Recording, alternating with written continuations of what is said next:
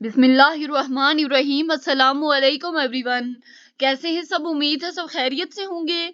अल्लाह हम सबको अपनी हिफ्ज़ो अमान में रखे। तो डियर स्टूडेंट, आज हमारा 9th क्लास बायोलॉजी में चैप्टर नंबर 6 का लेक्चर नंबर 5 है, जिसमें आज हमने डिस्कस करना है मैकेनिज्म ऑफ एंजाइम एक्शन को।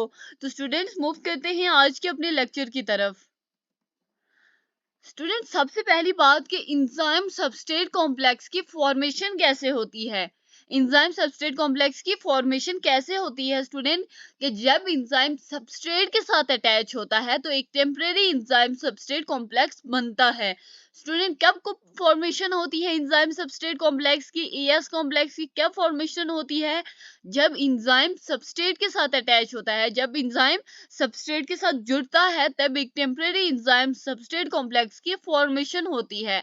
अब बात की जाए कि सबस्ट्रेट की ट्रांसफॉर्मेशन प्रोडक्ट में कैसे होती है स्टूडेंट।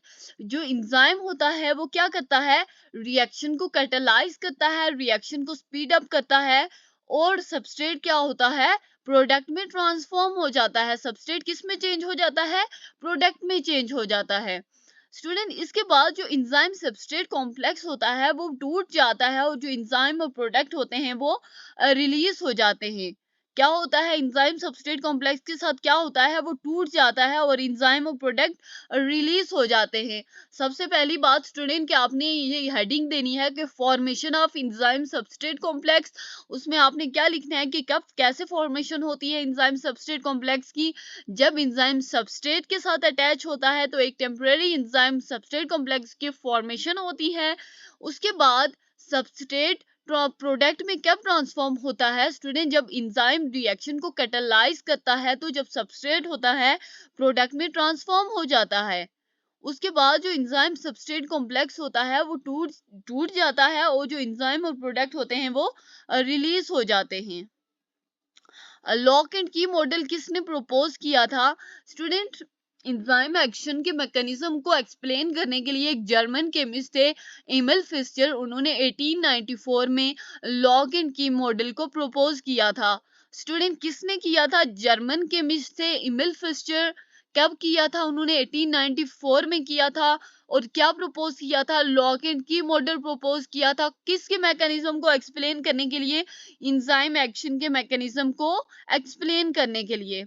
लॉक एंड की मॉडल होता क्या है स्टूडेंट? ये जो मॉडल होता है इसके मुताबिक जो दोनों एंजाइम होते हैं और सबस्ट्रेट, यानी कि दोनों एंजाइम और जो सबस्ट्रेट होते हैं वो क्या करते हैं, उनकी स्पेसिफिक शेप्स होती हैं जो कि एक दूसरे में फिट आती हैं, जो कि एक दूसरे में फिट हो जाती हैं।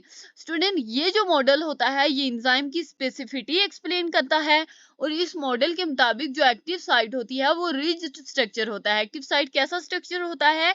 एक रिजिड स्ट्रक्चर होता है। स्टूडेंट, लॉक एंड की मॉडल को किसने प्रपोज किया था? जर्मन केमिस्ट थे, एमिल फिशर थे, कि जिन्होंने एंजाइम एक्शन के मैकेनिज्म को एक्सप्लेन करने के लिए 1894 में लॉक एंड की मॉडल को प्रपोज किया था। इस मॉडल के मुताबिक जो एंजाइम और सबस्ट्रेट हैं दोनों की ही स्पेसिफिक शेप्स हैं जो कि एक दूसरे में फिट आती हैं। ये जो मॉडल होता है, ये जो मॉडल है ये एंजाइम की स्पेसिफिटी एक्सप्लेन करता है, और इस मॉडल के मुताबिक जो एक्टिव साइट होती है वो एक रिजिड स्ट्रक्चर होता है। उसके बाद है induced fit model. Student, induced fit model किसने किसने सजेस्ट किया था, किसने प्रपोज किया था? स्टूडेंट, एक अमेरिकन बायोलॉजिस्ट थे, डेनियल कोशलैंड। कौन से बायोलॉजिस्ट थे? अमेरिकन बायोलॉजिस्ट थे, अमेरिका के एक बायोलॉजिस्ट थे जिनका नाम क्या था?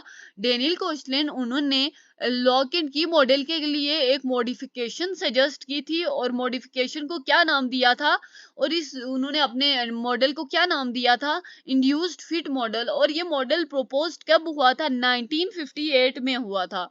स्टूडेंट, इंड्यूस्ड फिट मॉडल होता क्या है? इसके मुताबिक स्टूडेंट, जो एक्टिव साइट है वो रिजिड स्ट्रक्चर नहीं होता, बल्कि ये एक रिक्वायर्ड शेप में, एक स्पेसिफिक शेप में चेंज हुआ होता है, जो कि अपना फंक्शन परफॉर्म करता है, जो कि अपना फंक्शन परफॉर्म करता है।